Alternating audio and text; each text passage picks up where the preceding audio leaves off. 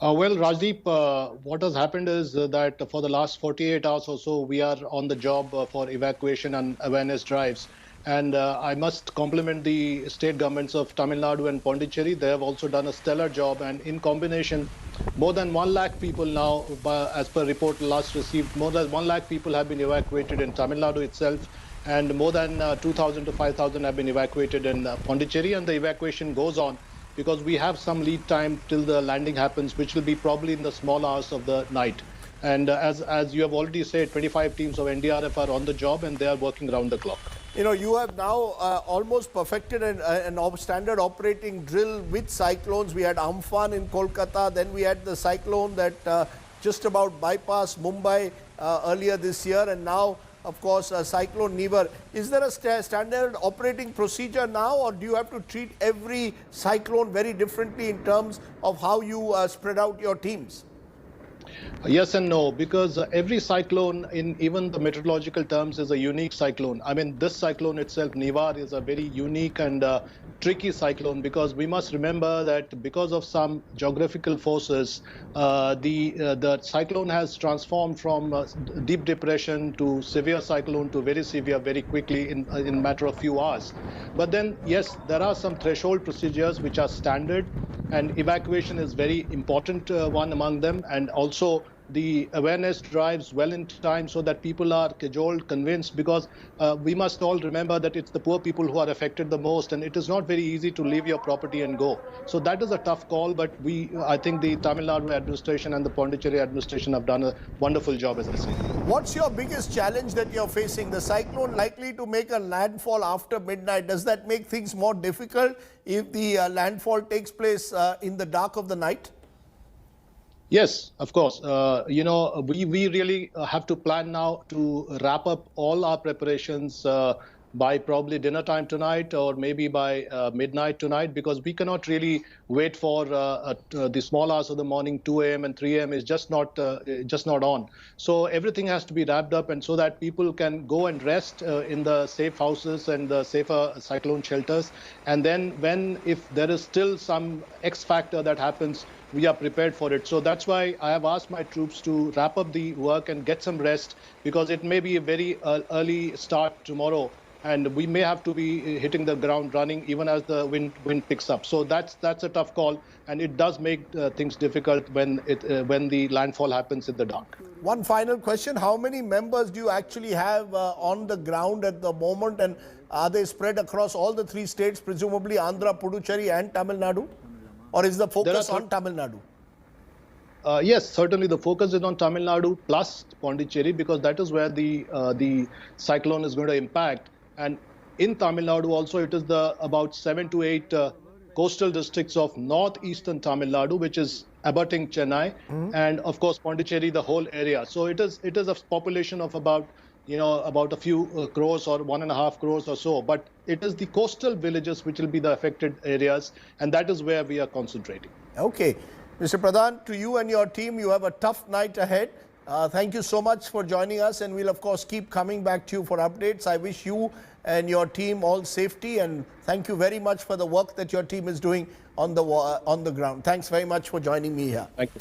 Thank you. Mr. Pradhan, the NDRF chief, joining me. Let's also go to our correspondents who fanned out to every corner of Chennai. Nolan Pinto is reporting from Pattinakammam in Chennai. Gopi Krishnan Unnithan is from Mamalapuram, just outside Chennai. And Akshaya Nath is in Kadalur in Tamil Nadu again, where, remember, there are already heavy rains, and there have been wind speeds of fairly substantial number there in that part also. Let's first come to you, Gopi Krishnan Unnithan, because Mamalapuram is where we are told some of the brunt of that landfall could take place later tonight, early this morning.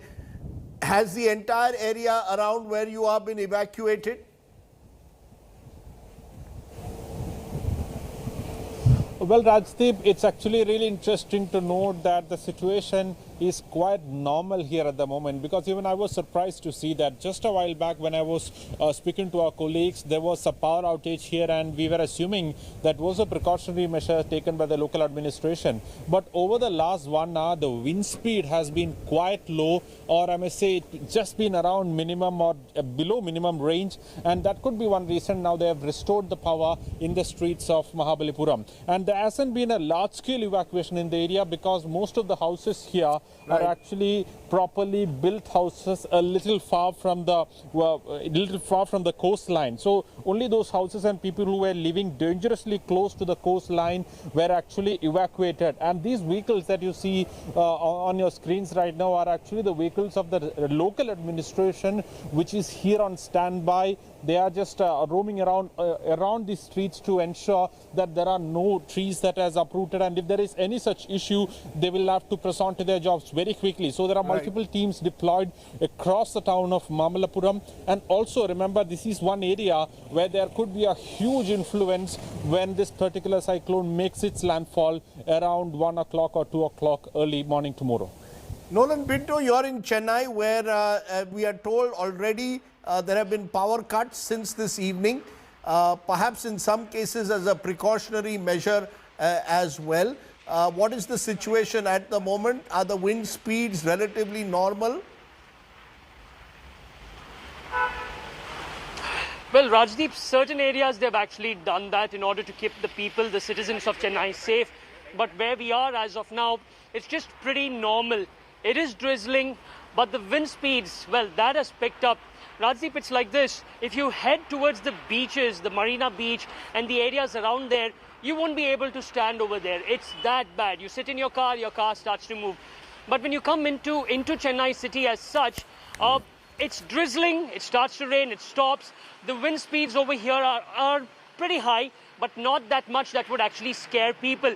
But declaring a public holiday today was actually very, very good, Rajdeep, because in spite of the declaration, people are still out. The government decided so that in case of emergencies, people would be safe. Imagine, you wouldn't want flying objects to injure people. And what the government also did was made sure that whatever extra hoardings that they could actually see, they made sure that the municipal authorities removed them in order to keep people safe. And also, Rajdeep, the Adyar River, everyone remembers that nightmare that they had in 2015 when in Guindy, in fact, that particular bridge was completely inundated and it cut Chennai into two parts. What they have done this time around, they have allowed water into the river. They have told the people that we are keeping track of this, of what's happening there. And also those living on the banks of the Adyar River in low-rung areas, they have evacuated them and made sure that they are in rescue centers. So all these steps basically done to keep people safe, and it's as of now working. You know, Akshaya, you're in Cuddalore, where, you know, these are all parts which have at various times in the last few years been affected by cyclonic conditions. There was, of course, Cyclone Gaja in November 2018, claimed 45 lives, enormous destruction. Presumably, the administration in Tamil Nadu, with a strong reputation of efficiency, has really got its act together to ensure all precautions are taken. Well, yes, certainly, Rajdeep. In Cuddalore, what we had seen is that the administration have built around 192 relief camps, 44 specifically for the fishing villages in the coast. And earlier today, when I was at Cuddalore, I had seen that water levels there also was increasing dramatically and flooding was happening. And we need to remember that Cuddalore is a delta region, an agricultural base, and it always gets inundated, be it Cyclone Gaja, Cyclone Varda, Cyclone Thane. All these cyclones, we've seen that Cuddalore has been majorly affected, and that's one of the reasons why maximum deployment of NDRF was put there. And Rajdeep, just coming to the location where I'm currently at, I'm right now at Puducherry. I am at the shore, and you can see that there are monstrous waves which are hitting the seashore now. You can even hear the sound of those waves coming in. And you know, earlier today they were around 6 to 7 feet, but now it's around 10 to 12 feet. And you know, while talking to CM Narayanaswamy, he was telling that all the coastal lines along this belt will be affected, and hence all precautionary measures are in place. The SDRF, NDRF, all of them are on standby, and the local administration will be monitored from a master command center by the Chief Minister himself. So, today is going to be a nightmare, but they're really hoping and praying that along with the COVID-19 situation, this will also be taken care of effectively, and Puducherry will survive. This is the hope at this point of time, Rajdeep. Okay, so you're in Puducherry, not in Cuddalore. Sorry for that. Akshaya Nath joining me along with Nolan Pinto and Gopi there in Mamallapuram. Thanks very much for those updates. Stay safe. How is this cyclone to be seen at the moment? What are the precautions? We've had a year when we've had at least two major cyclones. There was Cyclone Nisarg, of course, off the west coast, and at the east coast you had Cyclone Amphan. M. Rajivan, Secretary, Earth Sciences Ministry, is with me at the moment. Also, Pradeep John is joining me. He's a Tamil Nadu-based man who tracks the weather. K. Srikanth is founder, Chennai Rains Weather Blog. But I want to come to you, Mr. Rajivan, first, because there's a sense, first of all, if you could explain to our viewers a sense of a very severe cyclone. How is this being seen by people like you? This is the third major cyclone in a way in the last 9 months. That is true. Nowadays, what we find is now when cyclone low pressure system form, there's a very, very high probability that it intensify into a very severe cyclonic storm. The probability of intensification is increasing every year. So that is attributed to global warming. And so this is not a surprise that this system has really intensified in the last 24 hours. And how are you seeing this specific cyclone? Because we saw with Nisarg that it blew away in a way, and as it came towards the west coast, while it caused damage in Alibag and Raigad districts in particular, the intensity quickly sort of reduced. Do you fear the worst with this, given the kind of wind speeds that we are seeing at the moment, 120 to 130 kilometers per hour, probably not as severe as Amphan, but more severe than Nisarg? Yeah, it is more severe than Nisarg. Normally, when cyclone falls over land, it normally decreases its intensity because it interacts with the land surface, so it reduces its intensity. But even 120 to 130 km per hour, gusting to 145 km per hour is quite good, strong winds. It can really give damage to many small installations, especially small houses, etc. And also, it's important that we should expect a lot of heavy rains along with this cyclone. And already, yesterday, Chennai has experienced some 160 millimeter or so. And from morning to evening, already about 7 centimeter again. So it's a lot of pretty rain. Good rains will come, and that can really flood the lower levels, especially low-lying areas of the city, especially Chennai as well as Cuddalore, etc. Pradeep John, you're there in Chennai. Give us a sense, because this is a part of the country which has seen floods in 2015. You've seen cyclones in 2018 with Gaja, and now possibly another cyclone. Has Chennai and the people of Chennai in a way got used to these potential natural calamities and take all the precautions that are necessary? As far as now, the rain is the major threat for Chennai. Day before yesterday, we got 80 millimeters, and today morning 160, and till now I think another 80 millimeters. Over 300 millimeters of rainfall has fallen in the last 36 hours. So many parts are, some parts are waterlogged, and there will be the rains are also still continuing.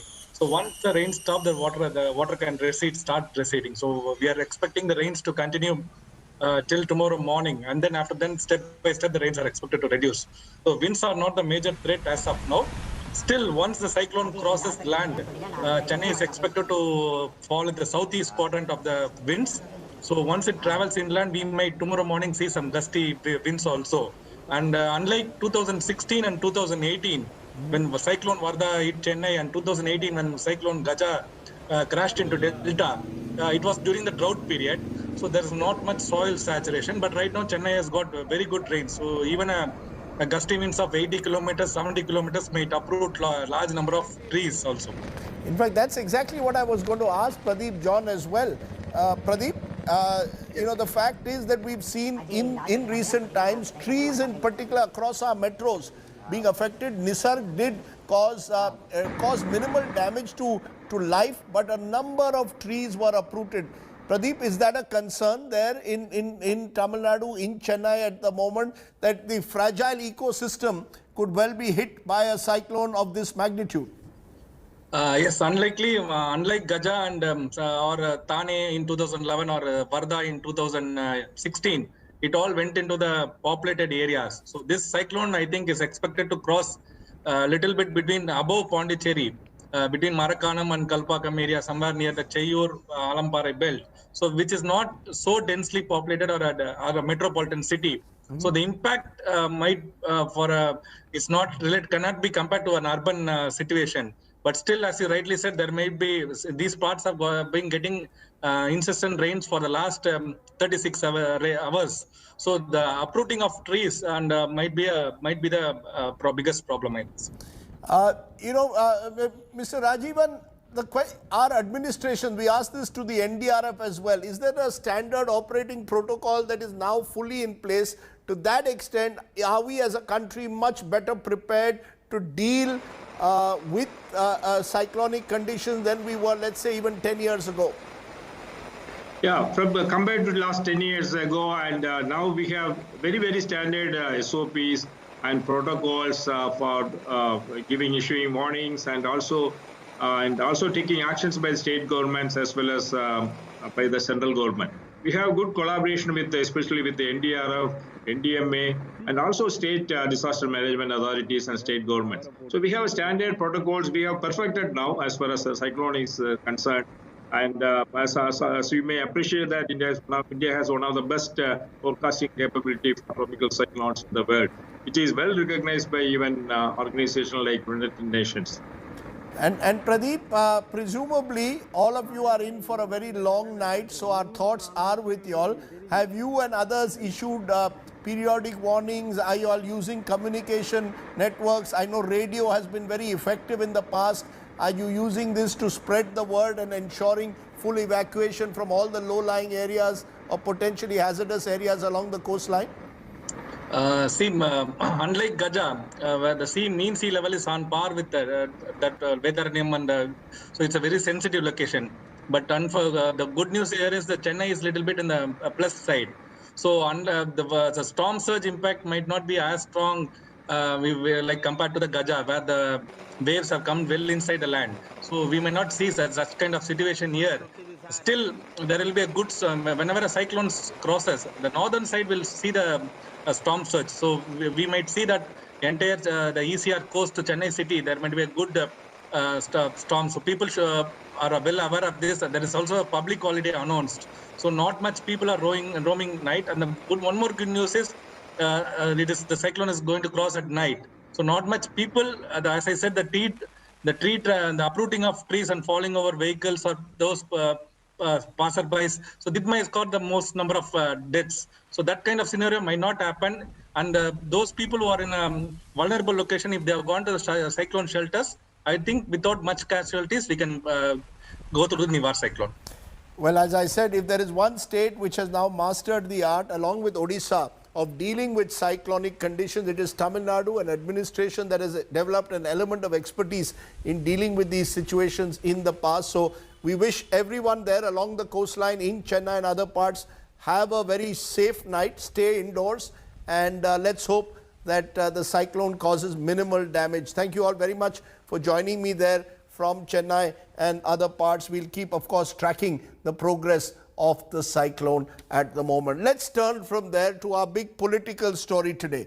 And our political story comes from Bihar, because just weeks after Nitish Kumar's government returned to power in the state, there's been a major controversy. Has Lalu Prasad Yadav, the former chief minister who's in jail for the fodder scam, been trying to poach MLAs from jail in an attempt to topple the state government? That's the charge which has been made by the BJP leader Sushil Kumar Modi, who in an audio clip claims that Lalu is apparently telling a BJP MLA to remain absent on the voting day on the pretext of a pandemic. It's our other big story today. Are our VVIP politicians being allowed to use mobile phones to try and topple governments? Take a look.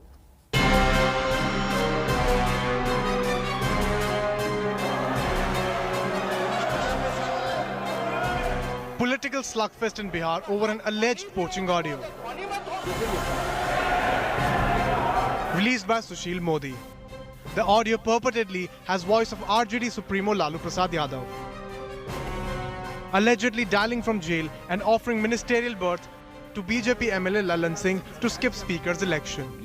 अच्छा सुनो, हाँ, हम लोग तुमको आगे भी बढ़ाएंगे वहाँ बने तुम कल जो स्पीकर का चुनाव है उसमें हम लोग का साथ दो तो उसका हम तुमको बनाएंगे, मंत्री बनाएंगे, कल तो इनको हम लोग गिरा देंगे, समझे ना? हाँ, तो पार्टी में है सर, मैंने पार्टी में है तो एब्सेंट हो जाओ ना। पार्टी में हो तो एब्सेंट हो जाओ। अच्छा अच्छा, ठीक है। कोरोना हो गया था, फिर तो स्पीकर हमारा हो जाएगा तो हम लोग देख लेंगे ना। तो क्या अब इसकी शिकायत भी आप कीजिएगा? इसकी शिकायत भी कीजिएगा? हम बैठ के तय करें पार्टी फोरम क्या होना चाहिए। Lalu is currently lodged in a bungalow converted into jail in Ranchi after conviction in fodder scam. वही हम लोग को चाहिए, ट्वीट वाला ही सब चाहिए। Sushil Modi claimed when he dialed back the number, Lalu himself picked the call.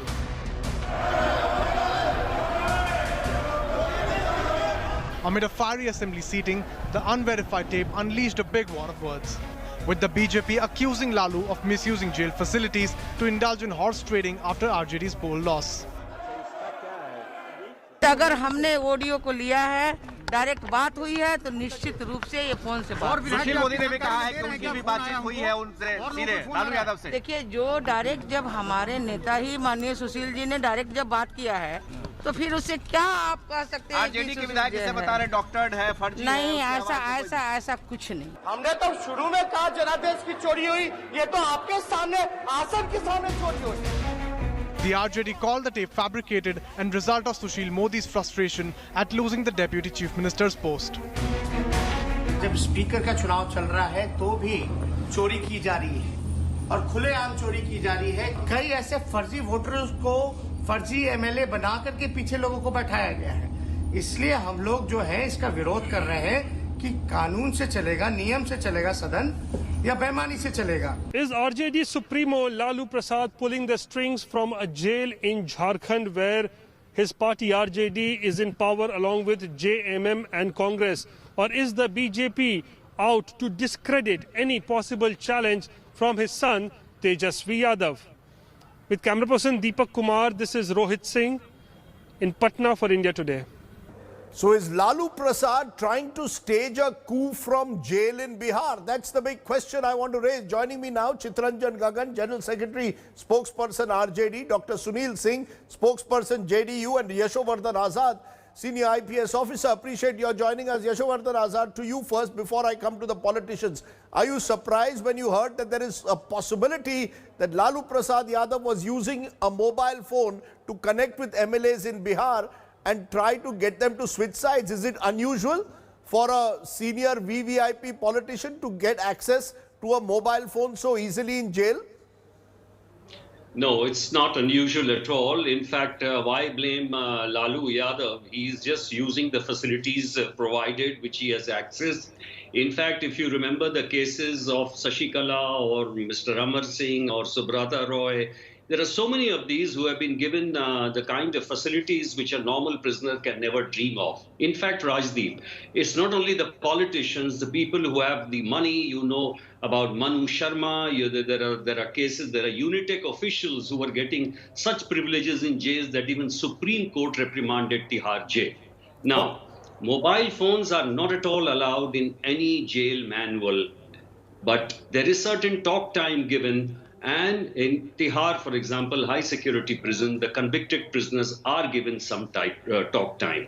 Otherwise, your India Today survey had revealed shocking details a year back, what is the kind of privilege being being accorded to many of the VVIP prisoners. Now, this is a problem which is occurring because the manuals are written by the state government and prisons are under the state government. So normally it has been seen, and it has been so many cases like this, that these unusual facilities are being given to the VVIP, and it can only be controlled by the state. I'll come back to what are the solutions, but let's turn to the politics of it for a moment, because Chittaranjan Gagan, Lalu ji की आवाज है phone पर, क्या आप deny कर रहे हैं वो जो आवाज फोन पर है, जो पासवान, लल्लन पासवान से बात कर रहे हैं, बीजेपी के एमएलए से कह रहे हैं स्पीकर इलेक्शन में आप मत शामिल रहिए, हम आपको मंत्री बनाएंगे, क्या आप मानते हैं वो लालू जी की आवाज थी, वो पकड़े गए हैं इसमें,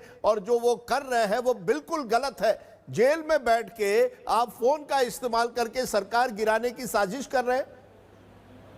देखिए, यह जो ऑडियो जो दिखाया जा रहा है लोगों के सामने, जो इसको वायरल किया गया है, यह बिल्कुल फर्जी है और एक साजिश के तहत, क्योंकि 2 दिन के बाद लालू जी के बेल पर हियरिंग होने वाली है कोर्ट में, इसको प्रभावित करने के लिए, और सुशील मोदी जी जो कि अब रेस से बाहर हैं, कहीं की चर्चा नहीं है, जिसकी सीएम नहीं बन पाए, तो चर्चा में बने रहने के लिए और जो सो अपने नेताओं को ऑब्लाइज करने के लिए ढंग से स्टंट उनके द्वारा किया गया है। आप इसे स्टंट कह रहे हैं, वो आवाज लालू जी की है या नहीं? क्या आप कहते हैं वो आवाज ही लालू जी की नहीं है? नहीं, लालू जी की आवाज नहीं है, वह किसी दूसरे ने, बहुत से लोग हैं बिहार में जो लालू जी की आवाज में बोलते हैं, कई जगह कई ऐसे लोग हैं ऐसे। लालू जी की आवाज नहीं है। आप कह रहे हैं लालू जी की आवाज नहीं है। Doctor Sunil Singh, spokes person JDU, is this an attempt to corner Lalu Prasad ahead of his bail hearing which comes up in a couple of days? Is this about somehow or the other creating an impression that Lalu Prasad is still trying to play a role in Bihar politics? Are you in a way putting your own MLAs in a way on notice? If Chittaranjan Gagan ji is so confident that the voice is not of Lalu Prasad Yadav, I think like Lalan Paswan MLA had said, if the voice is of not Lalu Prasad Yadav, he will resign from MLA-ship. So if the voice is of Lalu Prasad Yadav, Tesri Yadav should resign from his post. He should give that commitment. And second thing, it is not only this, a convict enjoying a privilege and having some facilities, I think different from Lalu Prasad Yadav, having the access to the phone, trying to stage a coup, and in that he's leaving a few messages, he's intimidating a Dalit MLA, this is subverting the democracy, a full blatant misuse of power, because RJD is in a coalition government in Hemant Soren government, so enjoying the power. We cannot forget that he is presently residing in the director's bungalow, and director is residing in circuit house. Don't you think it is what kind of a privilege is this? I think that why doesn't Sushil Modi, who claims that when he rang up the phone number, the mobile number given to him, Lalu Prasad picked up the phone himself, why doesn't Sushil Modi also make the conversation public? Look, whatever he has said, when he has said the thing, he has made the conversation public. He has said the thing that he has talked to Lalu Prasad Yadav. When he called up that number, it was, and he could talk to Lalu Prasad Yadav. And the Lalan Paswan MLA audio tapes, he is saying that the voice is of Lalu Prasad Yadav. It doesn't come out to be true. He is ready to face any consequences. And if the RJD spokesperson saying the voice is not of Lalu Prasad Yadav, will he give the same commitment that the Lalu family will resign from the politics if the voice comes of Lalu Prasad Yadav? Chitranjan Gagan, क्या कहीं ना कहीं after your defeat in Bihar क्या एक desperation आ गई है कि लालू प्रसाद को लग रहा है कि किसी ना किसी तरह से सरकार बनाने की एक कोशिश और करनी चाहिए, इसलिए कहीं ना कहीं वो उन्होंने ये मोबाइल फोन उठा के अलग अलग एमपीज या कम से कम एक एमपी एमएलए से बात की और कहा चलिए आप हमारी तरफ आ जाइए, आपको मंत्री बनाएंगे।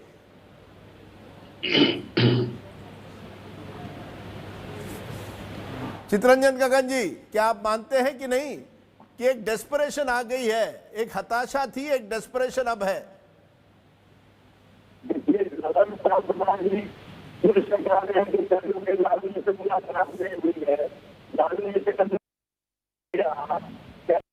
दावा करते हैं कि लालू जी की ही आवाज है, सवाल यह है, और सभी जानते हैं, कई टीवी चैनल पर भी आया है, आज में दूसरे लोग भी बोले हैं।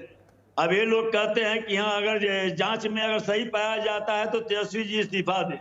सवाल यह है कि जांच ये लोग करवाएं, और जांच में अगर गलत पाया जाता है तो नीतीश जी को इस्तीफा देना चाहिए। सर, और पूरे चुनाव के दौरान राजद द्वारा या महागठबंधन द्वारा या तेजस्वी जी द्वारा कभी भी लालू जी के उस रूप में लोगों के सामने में नहीं रखा गया। आगे क्या हमारी योजना है, क्या हम करना चाहते हैं, उन बातों को रखा गया। सर, लेकिन एनडीए केंद्रित रहा। लालू जी इनके लिए मुद्दा थे, इनके लिए चुनावी मुद्दा लालू जी थे, और महागठबंधन तो जनता का जो मुद्दा है उसको चुनाव में मुद्दा बनाने का काम किया, और जनता ने उसको एक्सेप्ट किया। Sir, like these rumors that are floating around, even that your party wants to break the Congress. Now there are rumors that Lalu is trying to wean away some BJP MLAs. It is an uncertain, fragmented mandate in Bihar. Rajdeep, I is with a total rock solid unity, and we have got the absolute majority. And it is RJD who is trying to snoop into our majority, giving the offering of the berth. It is not once that he has come. This thing has come in the picture. A few days back also, a few people said that they are beating democracy and all kinds of things. They are just reminding us of the Jungle Raj. What will they do? They want power by hook or the crook. But they are not going to get it. And let me tell you, these kind of things would be deplorable from all sections of the society, by all sections of the politics and everybody. These things cannot be tolerated in a democracy. We have got this sir, majority. let's be honest, sir. It's not as if the BJP has not done Jod Tod ki Rajniti. You have been taking MLAs from different parties in Karnataka, in Gujarat, in other states, in Madhya Pradesh. So let's be honest. Today, Lalu Prasad Yadav is trying to create, let us assume it is Lalu's voice. How is he different from what the BJP leadership is doing? All of you want power, sir. Please, nobody can take the moral high ground on the issue of Jod Tod ki Rajniti in this country at the moment. Rajdeep, it's totally different. A convict flouting jail manual, calling somebody from the jail, intimidating a Dalit MLA, alluring him to give a ministerial berth, and some MLAs switching sides and some ministries being formed are two different things. You cannot equate the two. You know, the fact is the jail manual, Yashovardhan Azad, what does it say very clearly? Here you've got Lalu Prasad today in Ranchi. He is in a state where clearly the JMM is in power with the Congress. These are allies of Lalu Prasad. Does that allow him in a way to get away? RJD is also there. RJD is in the coalition government. That's right. Does that allow him in a way to get away, Yashovardhan Azad? What happens to the jail manual? We are told that Lalu has been given a special bungalow where he is staying at the moment as part of his so-called conviction in the fodder scam case. Are you surprised that the jail manual is flouted so brazenly? Well, I'm not really surprised because these violations have occurred almost everywhere, if you see. I gave the example of Karnataka. So what happens to the jail manual? What happens to the jail manual? What happens to the writ of the IPS officer or the person who's in charge of the jail? Is he completely hostage to the political establishment? Yes, absolutely. What is happening, Rajdeep, today, what is unfortunate is not only an IPS officer. The IG Prisons is an IPS officer and the Secretary of the Department is an IAS officer. So obviously there is a lot of turning away of the eyes before the political masters, and these privileges are being accorded. In fact, three classes of people are getting these privileges mostly. One is the mafia. You have the Shahabuddin, you remember that case had to be transferred again to Tihar jail. And that is what is being demanded right now. Secondly are the politicians. And third are the people who have a lot of money. Now, there have been a lot of talk about the prison reforms. You know about the Mullah Committee reforms. You know about the Amitabh Roy reforms. Maybe you should give it, against Ram Rahim. There have been ordinary prisoners who have objected and who have filed their petitions because he's getting extra privileges.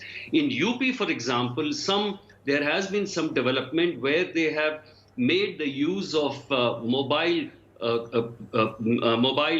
call a penal provision if some offense due to it is caused outside, so he'll be booked in a conspiracy case. But the problem really arises from the fact is the supervision of the jail manual and the implementation of the rules which are given there. And they are necessarily being flouted in such cases. In fact, now who is responsible? Is it the politician or the IPS officer who's in charge of the jail? Why can't the IPS officer say, sorry, I do not serve my political masters. I serve the constitution of this country. I don't serve Lalu Prasad or Hemant Soren. I serve the constitution of the country. Rupa, the IPS, did that in Karnataka. The IS officer there is the secretary. He's there, IS officer. There's a chief secretary over there, and then there is a political executive. So down the line, the accountability has to be is already established, but nobody wants to look at it through responsible eyes and turns it away. And as long as this dispensation is like that, you will keep having privileges being accorded to these people. Well, that is extremely troubling in a way that a senior IPS officer tells us that things will not change in a hurry, that VVIP prisoners will continue in a way to misuse the facilities that are provided to them even after conviction. If indeed it is Lalu Prasad's voice, as the government in Bihar is suggesting, then clearly he has much to answer for, as do the jail authorities. Thank you all very much for joining me here on one of my talking points this evening. So if it's the jail superintendents in Jharkhand who are under the scanner for providing Lalu Prasad allegedly use of mobile facilities to try and stage a coup there, we have the Enforcement Directorate, which again remains under the scanner. A day after the Enforcement Directorate was accused of carrying out vendetta politics against the Maharashtra government and Shiv Sena leaders, today the battleground shifted to Bengal, where the Enforcement Directorate has now gone and issued notices to key Trinamool Congress leaders. Chief Minister Mamata Banerjee has hit out at the BJP, claiming that the Enforcement Directorate is being used as a political tool and dared the centre to jail her. Speaking at a meet in Bakura, she slammed the Home Minister Ahmed Shah's recent lunch with tribals, called it a gimmick. Here is more on the Battle of Bengal. Ahead of the assembly elections slated next year, Bengal is turning into a battlefield.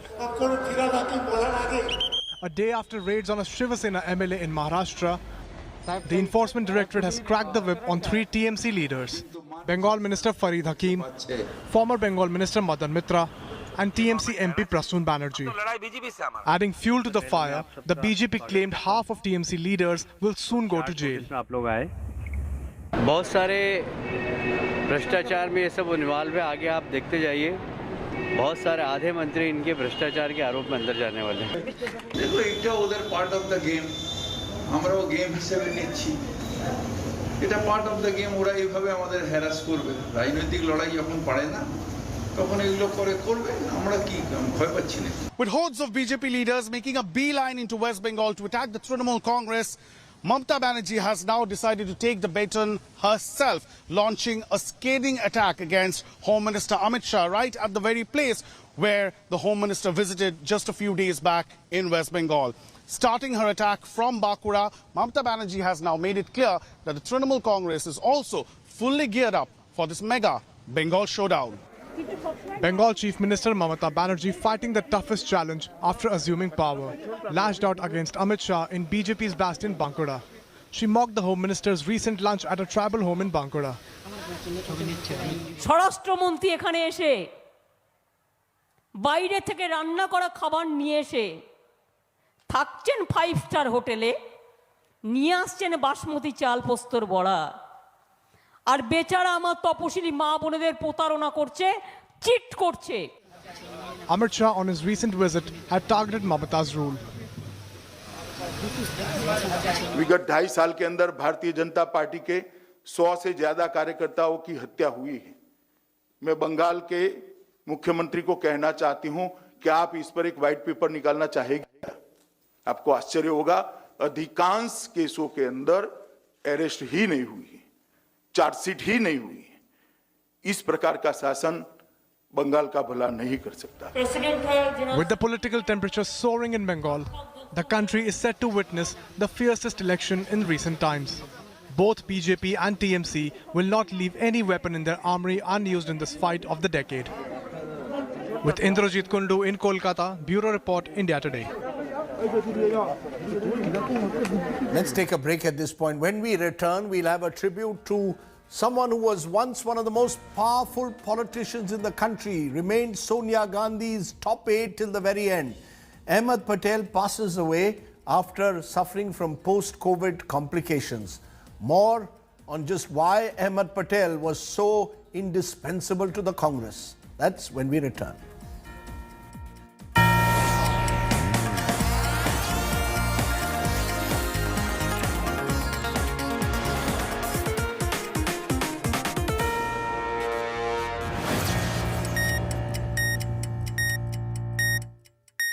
You can see that how deep is this tunnel. It's 150-meter long tunnel and 20 feet deep tunnel. So you can see the kind of conspiracy Pakistan had hatched.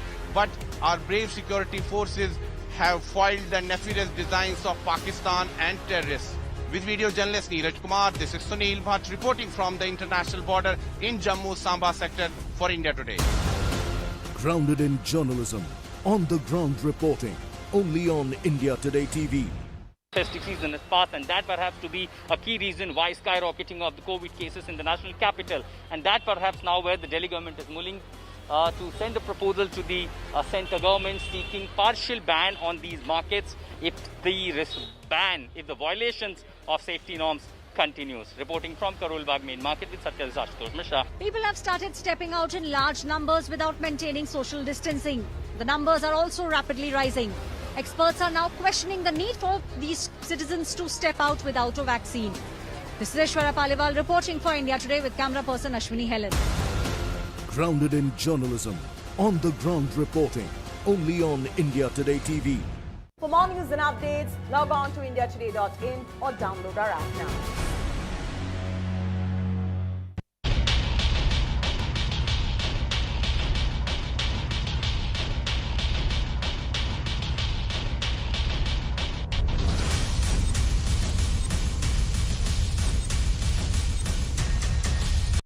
Beyond the doses of lively gossips and paparazzi, he has left behind obsession and made room for open expression. Ranbir Singh or Ranbir Kapoor? You're asking me whether me or Ranbir. Can we do the original Tamma Tamma? Because I love that track. Dusting off the stardust from the stars and bringing... Welcome back. Senior Congress leader and Sonia Gandhi's political aide for a very long time, Ahmed Patel, passed away late last night at the age of 71. Patel will be buried tomorrow in his native village in Bharuch. He was a politician whose friendships cut across party lines and therefore became an invaluable asset to the Congress and the UPA government in a coalition era. Take a look at just why Ahmed Patel was such a powerful and essential ingredient of the Congress party.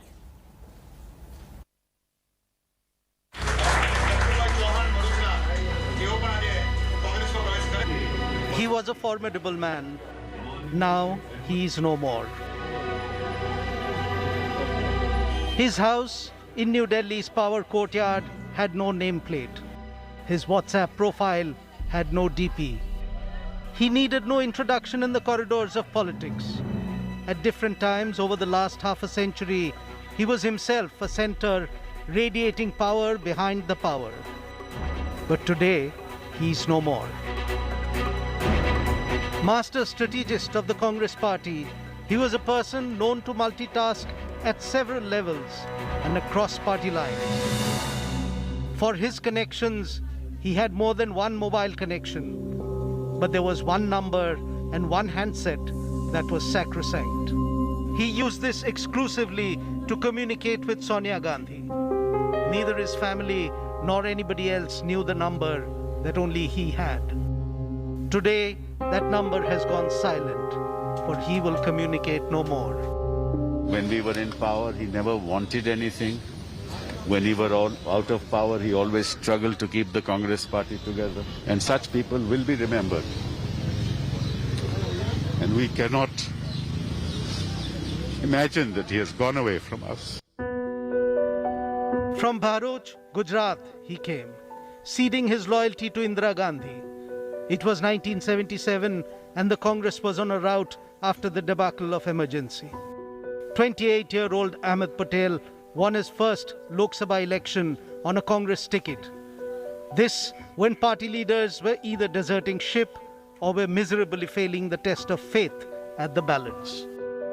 When Rajiv Gandhi handpicked Ahmed Patel, first as his political secretary in 1984 and then made him General Secretary of the party, it was then that his role within the Gandhi powerdom was confirmed. In time, he became the person to rely on for Sonia Gandhi when she took charge of the party.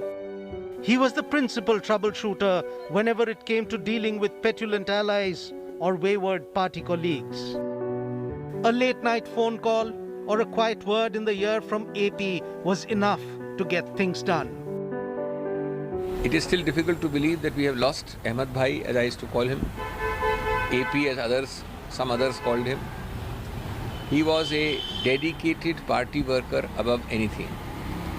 For him, personalities mattered second and third where the party issue arose.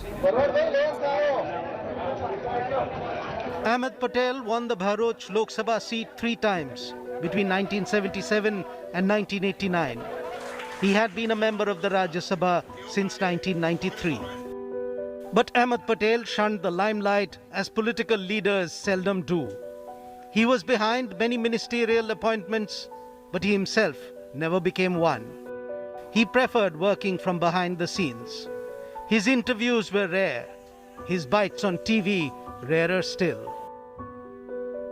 Ahmed Patel in his time had wielded enormous power, but had done so without any show of arrogance and, more importantly, without any trace of malice.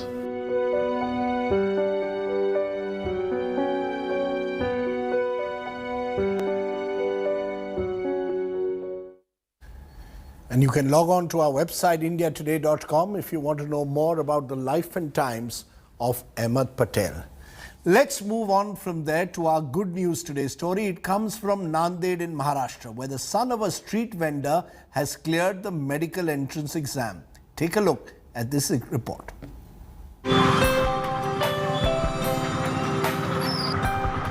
His parents sell peanuts and snacks on the street. And he has no access to private tuitions and electronic gadgets. But Ram Prasad Jungare has beaten all the odds to crack the national eligibility cum entrance test for medical admissions. मेरे बच्चों को ने भी पढ़ाई करते करते फुटाने बेचते बेचते उन्हें पढ़ाई करे बच्चे ने टीवी का नाद नहीं मेरे बच्चे का कुछ भी नहीं खाली उन्हें पढ़ाई करने का स्कूल में जाने का मेरे को धंधा पानी में हाथ बढ़ाने का मेरे बच्चे का काम मेरे बच्चे ने इतना मेरा नाम कमाया मैं जिंदगी भी सोची नहीं कि मेरे बच्चे इतना नाम कमाएंगे मगर मेरे बच्चा ने ऐसा करा कि एक भगवान के रूप में मेरा बच्चा है Ram Prasad has not only made his family proud, but also his entire village. He was felicitated by the Nanded local administration as well. Ram Prasad is a product of the Lift for Upliftment project started to help NEET aspirants from the financially weak sections of society. MBBS के बाद मैं MD बनना चाहता हूँ और वैसे गरीब लोगों की मदद करना चाहता हूँ और ये लिफ्ट में भी काम करना चाहता हूँ. Students like Ram Prasad are an inspiration to millions of others and a reminder that hard work always pays. Bureau Report, India Today.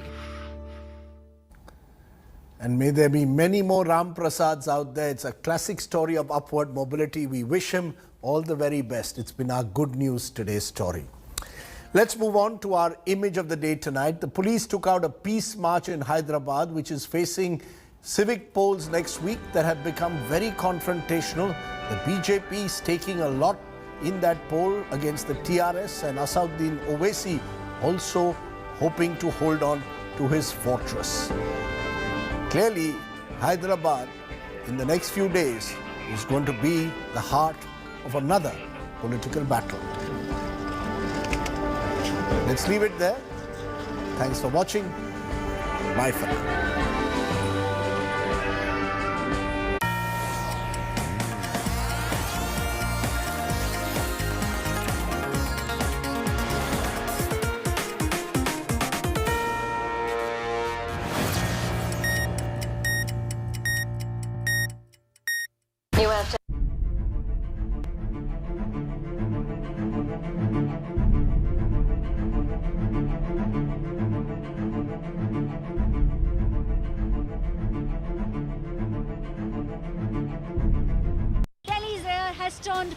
poisonous. It is in the hazardous level. The Supreme Court has now asked all the agencies to work towards one goal, which is to reduce the pollution levels. This is Aishwarya Paliwal reporting from the national capital with camera person Sanjeev Kumar. Grounded in journalism, on the ground reporting, only on India Today TV. For more news and updates, log on to indiatoday.in and download the India Today app now.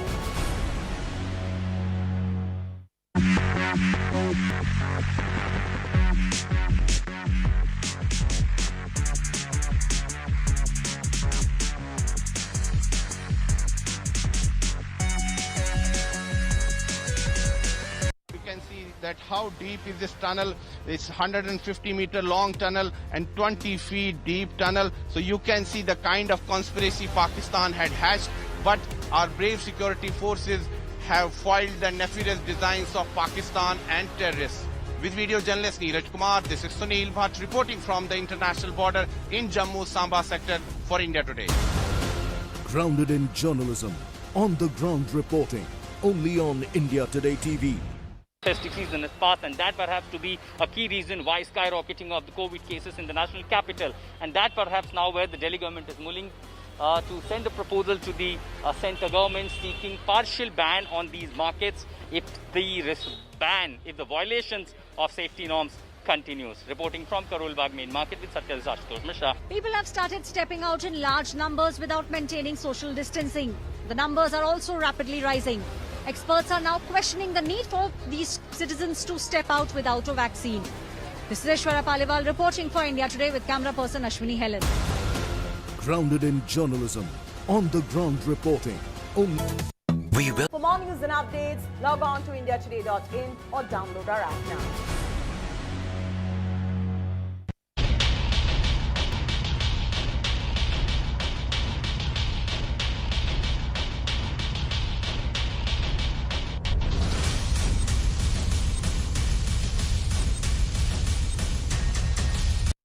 Beyond the doses of lively gossips and paparazzi, he has left behind obsession and made room for open expression. Ranbir Singh or Ranbir Kapoor? You're asking me whether me or Ranbir. Can we do the original Tamma Tamma? Because I love that track. Dusting off the stardust from the stars and bringing out everything that makes them human. You are probably the only guy who's never done a kissing scene on screen. No, I'm not comfortable with them at all. Join Sushant Mehta in the club, only on India Today TV.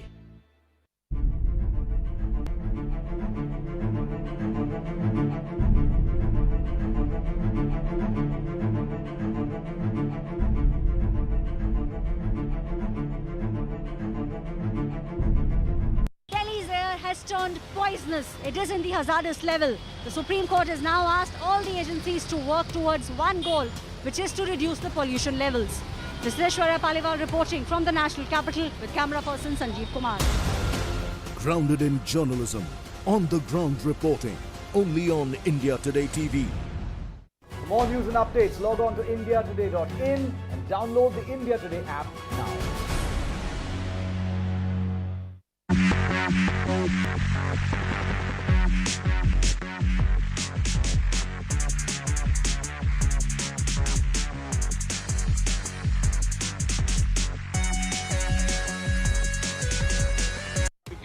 That how deep is this tunnel? It's 150-meter long tunnel and 20 feet deep tunnel. So you can see the kind of conspiracy Pakistan had hatched. But our brave security forces have foiled the nefarious designs of Pakistan and terrorists. With video journalist Neeraj Kumar, this is Sunil Bhatt reporting from the international border in Jammu Samba sector for India Today. Grounded in journalism, on the ground reporting, only on India Today TV.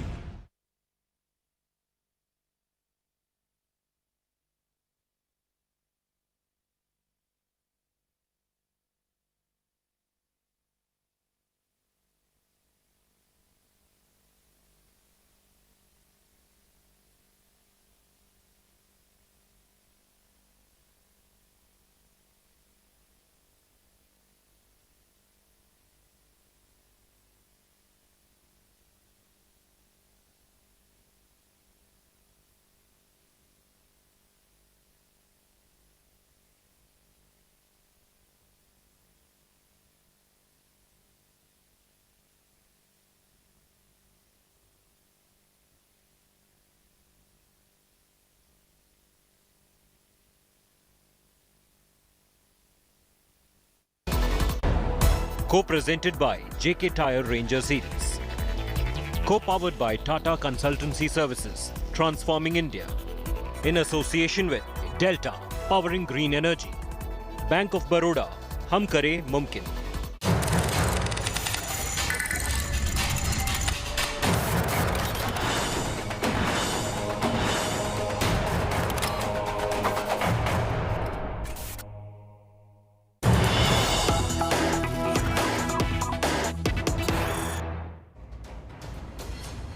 Cyclone Nivar is to make landfall in a couple of hours from now, and it's now been upgraded from a severe to a very severe cyclone.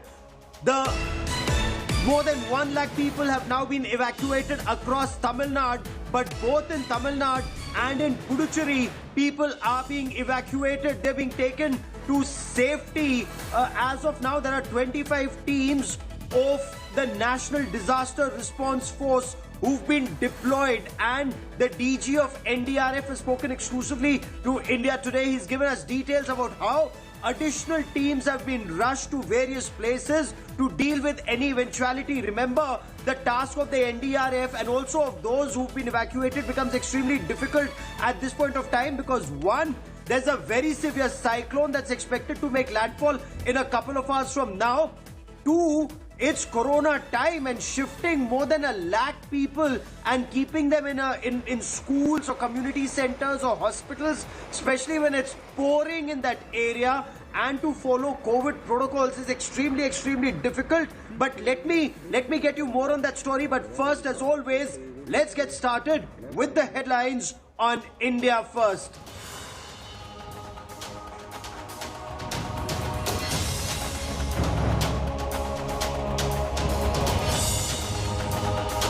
Cyclone Nivar inches closer to the eastern coast. It's expected to make landfall at Mamalapuram near Chennai. Centre issues fresh guidelines, authorizes states to impose night curfew to curb COVID surge. State governments will have to consult the centre before imposing a lockdown outside the containment zone.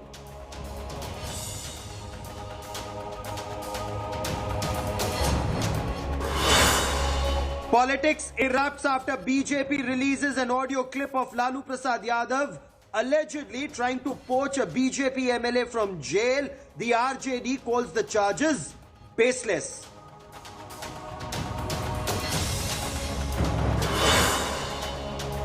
BJP top guns Ahmed Shah, JP Nadda and Uttar Pradesh Chief Minister Yogi Adityanath to campaign for Hyderabad civic polls. The BJP warns of surgical strike on illegals. Asaduddin Owaisi hits back, says why no strike on China occupying Indian territory.